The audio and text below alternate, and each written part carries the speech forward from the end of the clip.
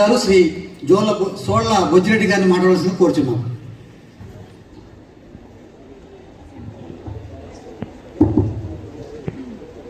ముందుగా ఈ గ్రామ సర్పంచ్ గారైనటువంటి మంగబోజ గారికి, వారు ఇక్కడ లేదు బయటకు వెళ్ళి ఉంటున్నారు, వారికి నమస్కారం.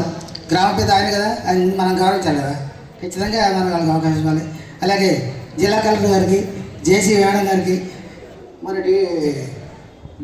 డిఓ గారికి,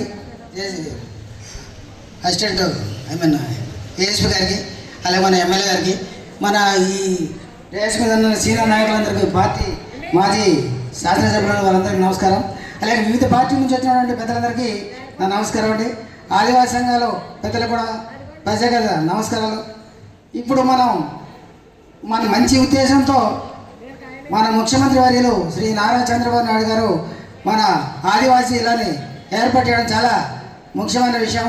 వారికి మనం ప్రత్యేక ధన్యవాదాలు తెలియజేయాల్సి ఉంది.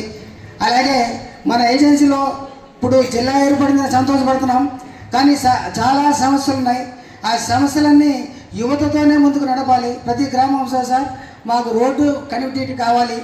అలాగే దేవిపట్నం ముంపు గ్రామాల్లో చాలామంది ఇబ్బంది పడ్డారు, వాళ్ళకి ఇప్పటికీ డబ్బులు పడలేదు, ఇల్లు పూర్తి కాలేదు. వాళ్ళకు కూడా సమస్య పరిష్కారం అలాగే కొత్త జిల్లా నుంచి మొదలెడితే, కొత్త సంవత్సరం మొదలు పెడితే వాళ్ళ సమస్యలు కూడా తీరుతాయి సార్, సుభిక్షంగా ఉంటారు జనాలు. అలాగే ప్రతి గ్రామానికి వైద్య సదుపాయం ఉండాలి, మంచినీటి సదుపాయం ఉండాలి.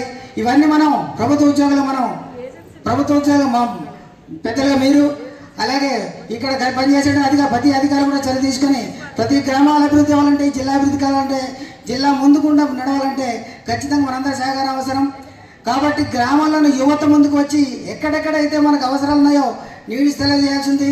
ఆ నీడ్స్ తీసుకునే ఇక్కడ మన జిల్లా అభివృద్ధి జరిగే అవకాశం ఉంది సార్. ప్రతి గ్రామానికి కనెక్టివిటీ రోడ్లు ఖచ్చితంగా ఉండే ఏర్పాటు చేయాలి సార్. మన జిల్లాని మనం అభివృద్ధి చేయాలంటే రోడ్లు ఉంటే తప్ప అభివృద్ధి జరగదు. అలాగే కరెక్ట్గా అధికారులు కూడా ఎటువంటి ప్రలోభాలు లేకుండా కరెక్ట్గా పనిచేయగలిగితే మన జిల్లా అభివృద్ధి చెందే అవకాశం ఉంది. కాబట్టి కొంతమంది, నేను కొన్ని ఏరియాలు తిరిగాను సార్, తిరిగిన దాంట్లో కొంతమంది ఏమో తప్పుకునే ధోరణులు ఉన్నారు, అవి కూడా మీ దృష్టికి తీసుకొస్తాను సార్ వాళ్ళ మీద కొంచెం. కాబట్టి అటువంటి తప్పుకునే ధోరణి లాభాలకు విలువపడే చేసే కార్యక్రమం ఉంటుందని ఖచ్చితంగా మానుకోవాల్సింది అధికారులను కోరుతున్నాను. ఖచ్చితంగా అందరం కలిసి పనిచేద్దాం. పోలవరం జిల్లాని అన్ని రాష్ట్రాల్లో మొట్టమొదటి జిల్లాగా మనం అభివృద్ధి దిశగా అందరం కలిసి పనిచేద్దాం. యువతతో పాటు అందరు గిరిజన యువత, ఆదివాసీ యువత ముందు రావాలి. మన సమస్యల పరిష్కారం దిశగా అందరం కలిసి పనిచేద్దాం. కాబట్టి ఈ విధంగా చంద్రబాబు నాయుడు మనకు ఇచ్చినటువంటి జిల్లాని మనం రాష్ట్రంలోనే మొట్టమొదటి జిల్లాగా హైయెస్ట్ ప్రథమ స్థానంలో ఉండేలా మనం అందరం కలిసి పనిచేద్దాం. అందరూ కలిసి పనిచేయాలని కోరుకుంటూ ఇంతటితో నేను ముగిస్తున్నాను.